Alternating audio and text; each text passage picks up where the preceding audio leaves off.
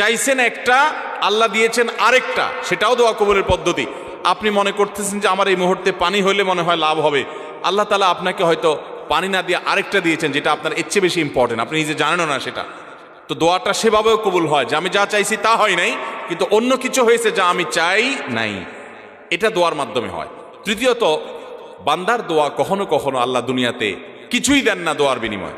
আল্লাহর কাছে চাইছে আল্লাহ এটা দেন, আল্লাহ দেয় নাই, কিন্তু আখিরাতে আল্লাহ তাআলা তার জন্য সওয়াব রেখে দিয়েছেন, কারণ দোয়া বান্দার বৃথা যায় না।